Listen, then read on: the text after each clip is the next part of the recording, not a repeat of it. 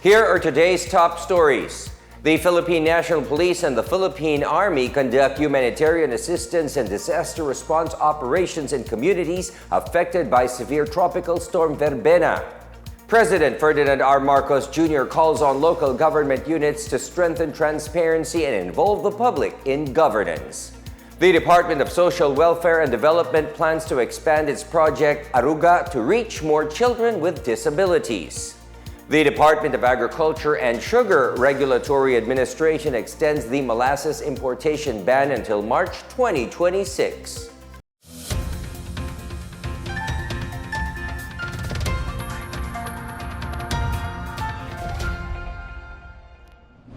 This is the Pna Headlines. I am William Theo. The Philippine National Police, or PNP, and the Philippine Army have mobilized their personnel to conduct humanitarian assistance and disaster response operations, even as severe tropical storm Verbena already left the Philippine area of responsibility. In a statement, PNP Acting Chief Lieutenant General Jose Melencio Nartates Jr. said PNP units are actively involved in evacuation efforts and in providing security at evacuation centers. He said the PNP is working with local government units and other agencies to reach vulnerable communities as quickly and effectively as possible. In Negros Oriental, personnel of Bayawan City Police Station evacuated families stranded by rising floodwaters in Sitio Plywood, Barangay Ubos. In Gihulngan, police personnel participated in transporting internally displaced persons, river monitoring, and accounting of evacuees. PNP units from Hinigaran and Pamplona in Negros Occidental also carried out similar disaster response activities, particularly the Maritime Police, who conducted rescue and clearing operations in Purok Mars, Barangay Siggang, Airport, Bacolod City. In Cebu, police officers, local government personnel, and emergency teams worked together to help affected residents in Carcar City and Dumanhug Town. The Philippine Army also launched its disaster response missions in communities affected by Verbena. Army spokesperson Colonel Louis de Maala said the 3rd Infantry Division, through its 303rd Infantry Brigade, mobilized disaster response teams to assist in rescue operations in Bacolod City. 3 teams from the 4th Infantry Division went to Gigakit, Surigao del Norte to help evacuate families in disaster-prone areas.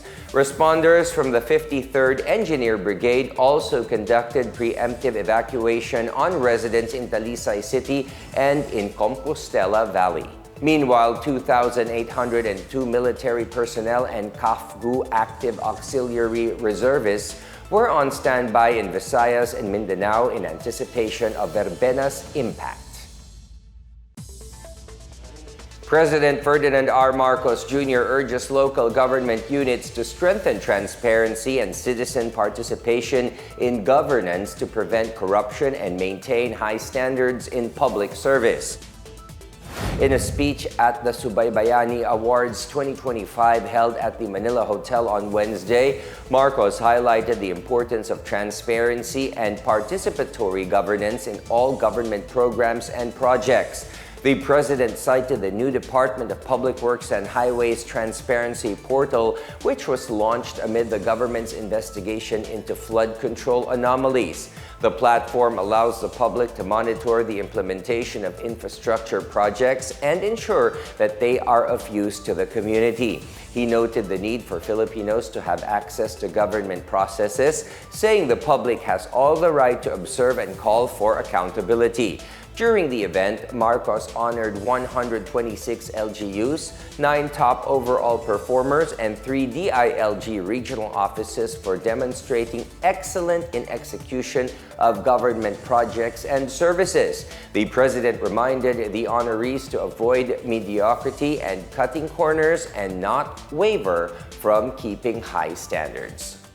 To all 126 LGUs who have been hailed as exemplars, the 9 top overall performers, the 3 DILG-ROs who have demonstrated strong collaboration, transparent processes, and proactive efforts, keep up the good work.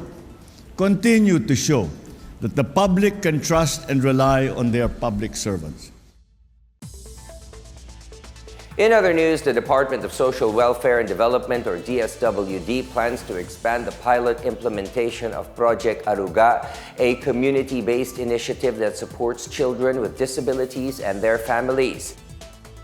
DSWD Assistant Secretary Irene Dunlao said they are studying plans to scale up and expand its pilot areas.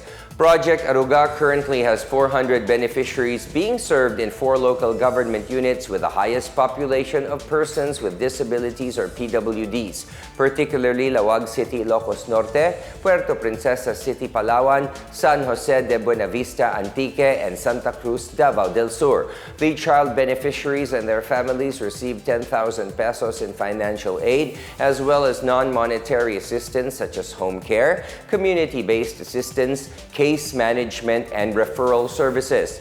Dumlao said Project Aruga aims to strengthen detection and registration of children with disability, increase access to public services, and provide volunteers, caregivers, and local implementers the skills to deliver home care support services. During the Senate deliberations on the DSWD's 224 billion peso proposed budget for 2026, Senators Rafi Tulfo and Pia Cayetano expressed their support for the expansion of the project. Cayetano said the DSWD aims to expand the project to reach 1,200 beneficiaries in 6 LGUs. November is National Rice Awareness Month. Every day, a Filipino household throw away an average of 53 grams of plate waste from rice and rice product. That's about 1/4 cup of rice that's spoiled or left uneaten. The Philippine Rice Research Institute says that this amounts to around 255,000 metric tons of wasted rice. How do we avoid wasting the rice we eat at home? Cook only the amount you and your family expect to eat for the day. Watch and control your portions. Try brown rice, which is more filling because of its high fiber and nutrient content. Transform leftover rice into fried rice or champurrado, or store it in the freezer for the next meal. Most of all, make sure to eat what you get and clean your plate, because every grain counts. Rice is life. Be rice responsible. The Department of Agriculture and Sugar Regulatory Administration, or SRA, on Wednesday extends its moratorium on molasses importation until March 2026. The extension came after SRA's assessment showing that the current local stocks are sufficient to meet domestic requirements. Local and imported molasses are used for baking confectionery, cooking, beverages, production of animal feeds, vinegar, citric acid, potable and sanitary alcohol, while only local molasses is utilized for bioethanol production. Agriculture Secretary Francisco Tiu Laurel Jr. said the decision would help protect local farmers by preventing a further decrease in farm gate prices. For his part, SRA Administrator Luis Pablo Ascona highlighted the importance of the extension, noting that the prices have fallen by almost half, dropping below 10,000 pesos per metric tons. Currently, the local stocks stand at about 250,000 metric tons, supported by a 21% rise in production during the last milling season, combined with existing imports.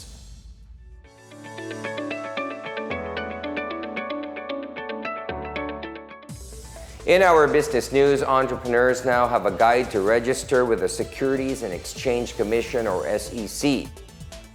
In a press release on Wednesday, the agency said their improved SEC Academy platform, academy.sec.gov.ph, help users on step-by-step process in company registration through the electronic simplified processing of applications for registration of company, or eSpark. It is to ensure users' compliance with requirements and in creating an account under the electronic SEC Universal Registration environment to access all the agency's digital services. SEC Chairperson Francis Lim said they continue to transform the business registration process and shift services online that is easy and accessible to all entrepreneurs, whether they are into technology or not. Lim added that with the launch of the company registration simulation, they are hopeful to empower entrepreneurs to confidently take the first step in incorporating their businesses. Meanwhile, the Intellectual Property Office of the Philippines, or IPOPHIL, expected that more businesses with registered trademarks will report incident of infringement of their products. This as the agency continues to run after peddlers of fake goods to eliminate illegal activities and ensure that only quality products are offered to the public. IPOPHIL Acting Director General Nathaniel Arevalo said the value of confiscated counterfeit goods as of end of September this year reached around 26 billion pesos, bulk of which is accounted for by garments and bags. This is lower than the record high 35.24 billion pesos registered during the same period last year. Arevalo said IPOPHIL cannot conduct operations against counterfeits alone, thus the call for IP holders to report incidents where their products are being undermined.